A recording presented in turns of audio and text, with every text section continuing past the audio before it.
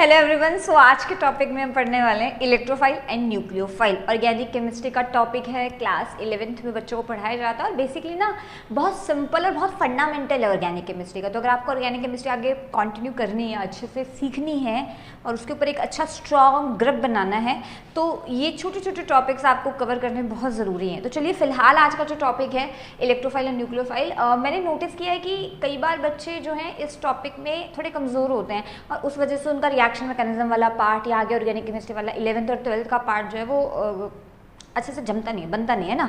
तो आज के टॉपिक में हम इलेक्ट्रोफाइल और न्यूक्लियोफाइल को बहुत डिटेल में स्टडी करेंगे और सीखेंगे कि कैसे पता चलता है कि कोई इलेक्ट्रोफाइल बिहेव करेगा या न्यूक्लियोफाइल बिहेव करेगा। Basically what is electrophile and nucleophile, पहली बात। दूसरी बात कि हाउ टू आइडेंटिफाई कि whether the given species is electrophile और न्यूक्लियोफाइल। और तीसरी चीज़ कि कुछ एग्जाम्पल पढ़ेंगे और फिर लास्ट में कुछ क्वेश्चन भी करेंगे। तो चलिए फिर वीडियो स्टार्ट करते हैं। ओके, तो शुरू से शुरू करते हैं। देखिए, ऑर्गेनिक केमिस्ट्री में ना एक टर्म होती है जिसको बोलते हैं अटैकिंग रिएजेंट। अभी अटैकिंग रिएजेंट क्या होते हैं, इसके लिए ना आपको पहले एक रिएक्शन समझना पड़ेगा। देखिए, जब आप कोई रिएक्शन करवा रहे हैं तो ऑर्गेनिक केमिस्ट्री में बेसिक रिएक्शन ऐसे चलता है कि आपके पास एक रिएक्टेंट मॉलिक्यूल होगा, एक या एक से ज़्यादा रिएक्टेंट मॉलिक्यूल हो सकता है, और साथ में होता है कोई अटैकिंग रिएजेंट। अब ये अटैकिंग रिएजेंट, क्योंकि देखिए नाम से क्लियर हो रहा है अटैकिंग रिएजेंट है, तो उसका काम अटैक करने का है ना। तो ये अटैकिंग रिएजेंट हमारे रिएक्टेंट मॉलिक्यूल पे अटैक करता है, बीच में कई बार इंटरमीडिएट बनता है और ये इंटरमीडिएट फर्दर डिकम्पोज होकर आपको प्रोडक्ट दे देता है। तो कहानी यहाँ से स्टार्ट हो रही है क्या, कि अटैकिंग रिएजेंट हमारे रिएक्टेंट पे अटैक करता है। अब सवाल ये उठता है कि भाई ये अटैकिंग रिएजेंट कितने टाइप के होते हैं और ये अटैक करते क्यों हैं। तो यही अटैकिंग रिएजेंट हम यहाँ पे पढ़ने वाले हैं, जो दो टाइप के होते हैं, इलेक्ट्रोफाइल और न्यूक्लियोफाइल। इन दोनों की अपनी एक मजबूरी है,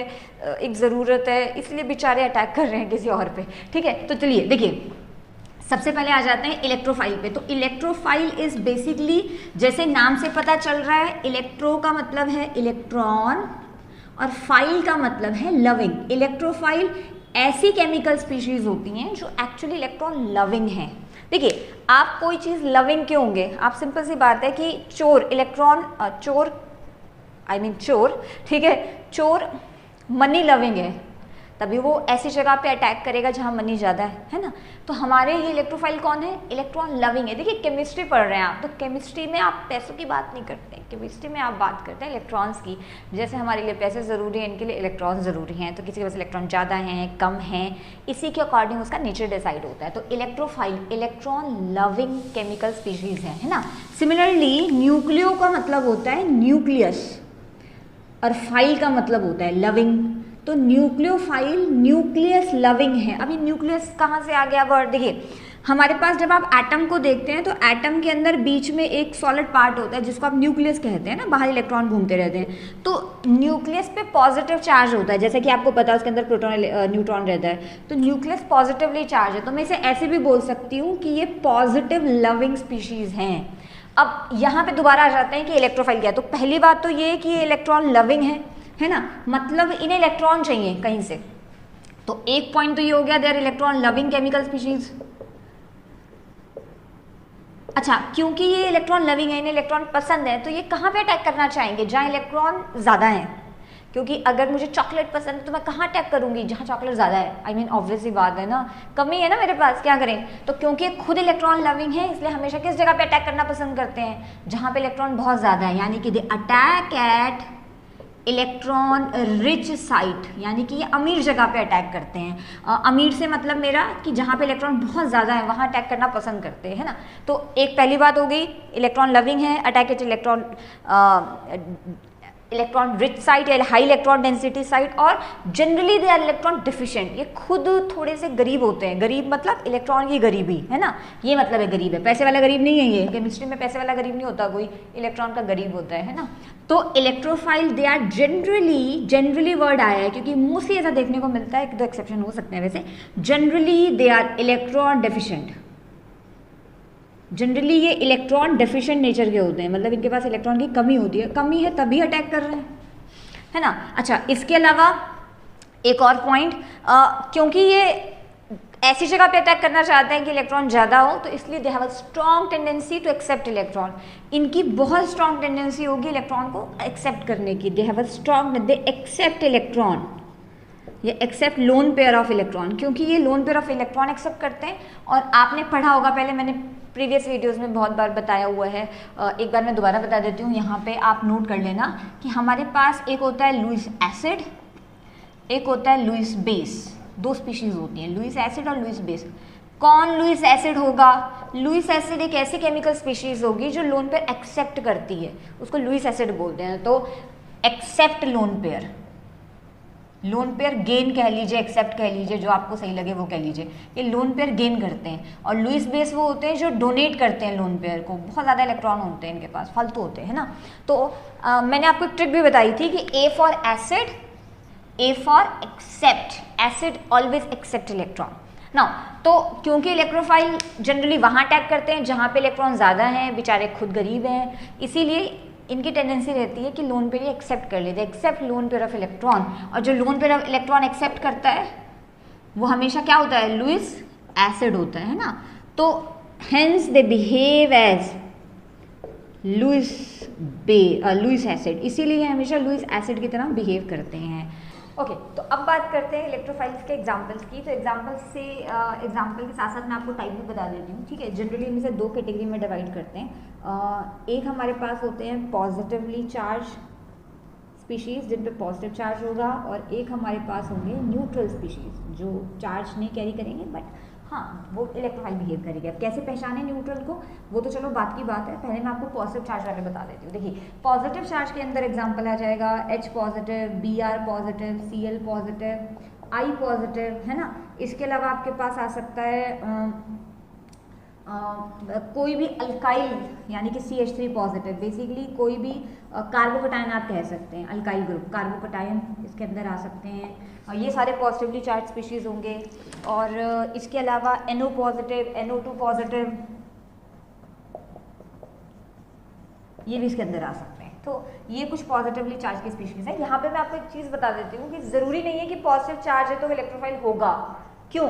देखिए द थिंग इज कि उसके पास जगह भी होनी चाहिए इलेक्ट्रॉन को रखने की। अब मान लीजिए कि मुझे चोरी करनी है कहीं पे, है ना, तो मैंने पैसे उठा लिया, तो भाई जगह भी तो होनी चाहिए ना, पॉकेट्स खाली होनी चाहिए रखने के लिए पैसा। ऐसे कि हाथ में लेके थोड़ी चल देंगे, जगह तो है ही नहीं।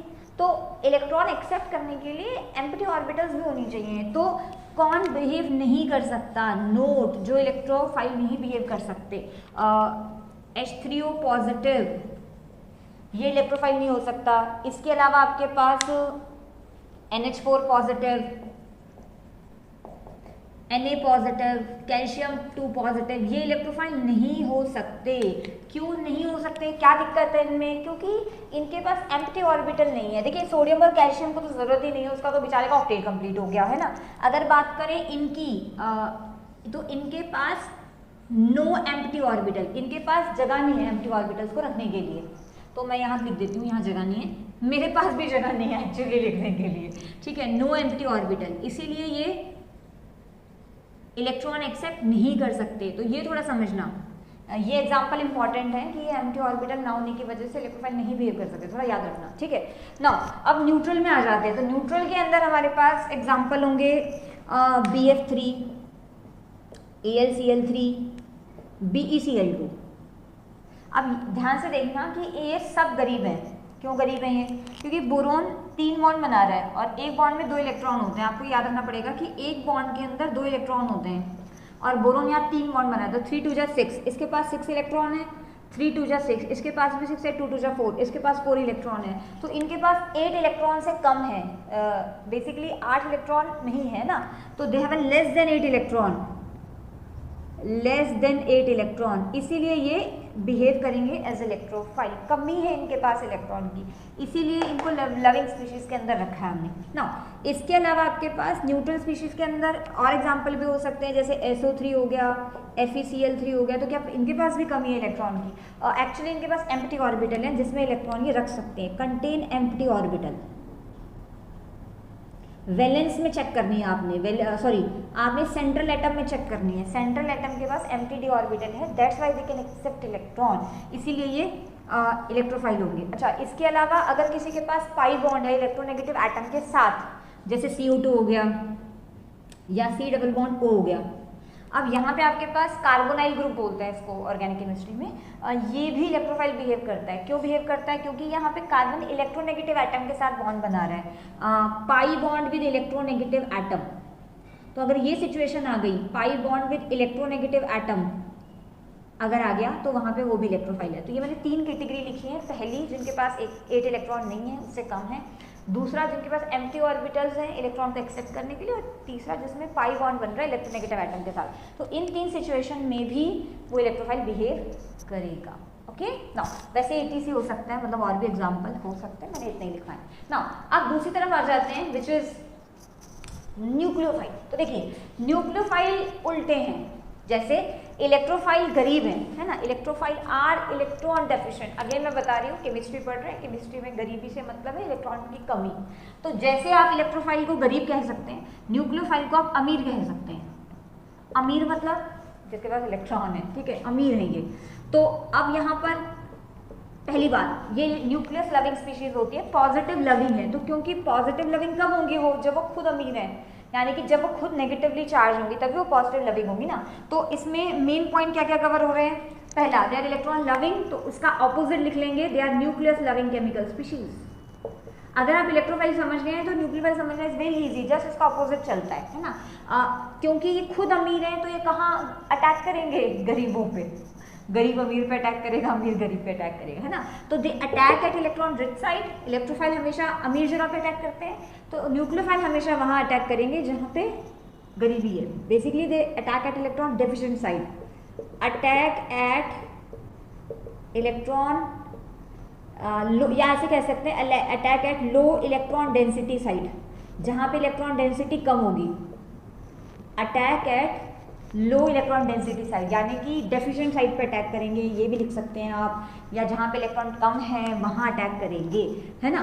अच्छा, इसके अलावा हमने यहाँ लिखा था generally they are electron deficient, ये बेचारे गरीब होते हैं, they are electron deficient, that's why they attack at electron rich side.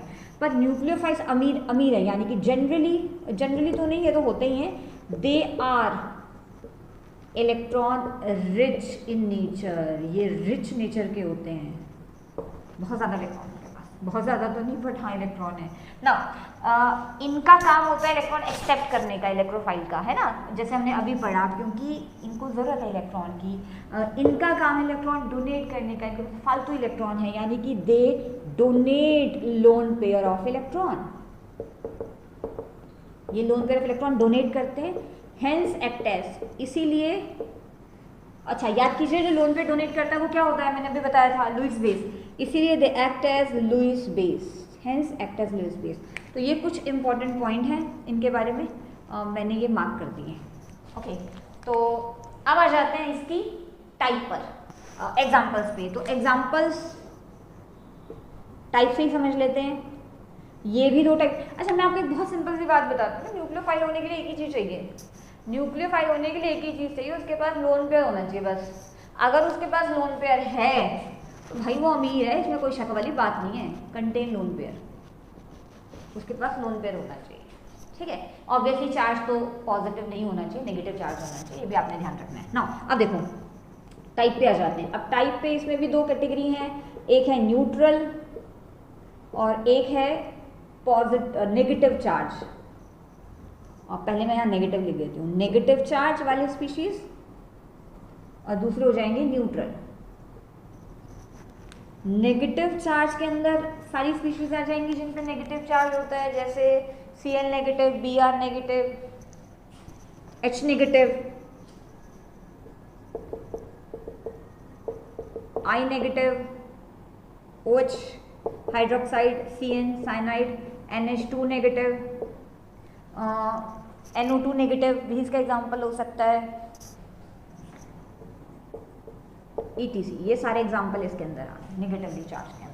Neutral species के अंदर ऐसे एग्जाम्पल्स आएंगे जिनके पास सेंट्रल एटम के पास लोन पेयर है। अगेन आई एम रिपीटिंग, आपको ना गरीबी और अमीरी का पता सेंट्रल एटम से चलेगा, विच मीन्स कि इलेक्ट्रॉन ज़्यादा है कि कम है वो सेंट्रल एटम की से चेक करना है आपने, साइड एटम्स को नहीं देखना है। जैसे यहाँ पर क्लोरीन तो अभी भी अमीर है, उसके बाद तो अभी भी लोन पेयर बतेरे हैं, बट आपको सेंट्रल एटम देखा है आपने, विच इज एल्यूमिनियम, है ना, एल्यूमिनियम के पास 6 इलेक्ट्रॉन है, तो इलेक्ट्रॉन रिच है कि नहीं है ये सेंट्रल एटम से पता चलता है। बच्चे साइड एटम देखने लग जाते हैं, नहीं सेंट्रल एटम मैटर करता है। तो न्यूट्रल के अंदर आ गया वाटर, इसके पास 2 लोन पेयर होते हैं, अमोनिया के पास लोन पेयर है, अल्कोहल में ऑक्सीजन के पास लोन पेयर है, कोई अमाइन NH2 अमाइंस होते हैं इनमें, इसके पास लोन पेयर हो जाएगा, और अच्छा, इसके अलावा आपके पास या तो उसके पास लोन पेयर होना चाहिए, है ना, या नेगेटिवली चार्ज होने चाहिए, या फिर कोई इस टाइप का एलिमेंट होना चाहिए जैसे आर लिथियम, मतलब हमारा जो कोई इलेक्ट्रोपॉजिटिव एलिमेंट होना चाहिए, जैसे लिथियम मेटल है, कोई मेटल के साथ बॉन्ड बनाए तो ये भी इलेक्ट्रॉन रिच होता है। ये रिच कैसे हो गया? ये रिच इसलिए होगा क्योंकि जब कार्बन और मेटल का बॉन्ड टूटेगा तो इलेक्ट्रॉन ही कार्बन ले जाएगा और फिर नेगेटिव चार्ज आ जाएगा और ये अमीर बन जाएगा, तो it will act as nucleophile. ठीक है, तो ये ध्यान रखना कि अगर आपके पास कोई सिग्मा बॉन्ड बन रहा है इलेक्ट्रोपॉजिटिव एटम के साथ तो वो भी रिच होता है। तो मैं इसे लिख देती हूँ, sigma bond with electropositive atom, तो ये भी न्यूक्लियोफाइल बिहेव करेगा, है ना। इसके अलावा अगर आपके पास अल्कीन है, यहाँ पे अब आप बोलोगे यहाँ तो पाई बॉन्ड बन रहा है, पाई बॉन्ड का एग्जाम्पल तो आपने यहाँ बताया था, थोड़ा ध्यान रखना, ये पाई बॉन्ड किसी इलेक्ट्रोनेगेटिव एटम के साथ बन रहा था पर ये इलेक्ट्रोनेगेटिव के साथ नहीं बन रहा, तो ये पाई भी न्यूक्लियोफाइल बिहेव करेगा, है ना, डबल बॉन्ड जो बन रहा है। नाउ तो ये आपको मैंने सारे एग्जाम्पल बता दिए हैं। मैंने आपको बहुत डिटेल में बता दिया है कि इलेक्ट्रोफाइल न्यूक्लियोफाइल क्या होते हैं, क्या डिफरेंस है इसके अंदर। सबसे बड़ी बात इनके एग्जाम्पल्स, आप हर एग्जाम्पल को चेक करो कि कोई चीज़ क्यों बिहेव कर रही है ना, जैसे अल्कोहल न्यूक्लियोफाइल क्यों बिहेव कर रहा है या कुछ भी। तो अब मैं कुछ क्वेश्चन कराऊँ, तो अब DIY क्वेश्चन की बारी। तो मैंने क्वेश्चन लिखा है कैटेगराइज फॉलोइंग एज इलेक्ट्रोफाइल और न्यूक्लियोफाइल। तो आपने हर स्पीशीज को देखना है अच्छे से और चेक करना है कि उसमें आपको कौन से पॉइंट लग रहे हैं इलेक्ट्रोफाइल के एंड न्यूक्लियोफाइल के, और फिर आंसर निकालना है। और आई होप आपने सबके नोट्स बना लिए होंगे। नोट्स बनाने बहुत ज़रूरी है भाई, रिवाइज करना पड़ता है तभी होता है, एक बार भी किसी को नहीं हुआ आज तक। ठीक है, तो प्लीज़ नोट्स बना लेना और ये क्वेश्चन जो है सॉल्व कर लेना और इनके आंसर्स मुझे कमेंट सेक्शन में लिख के बता देना ताकि मुझे पता चले आपको कुछ समझ भी आया है कि नहीं। ठीक है, तो चलिए फिर आज की वीडियो यहीं ख़त्म करते हैं। स्टार्ट तो बहुत पहले कर ली थी, यहीं ख़त्म करते हैं। चलो, जल्द बाय।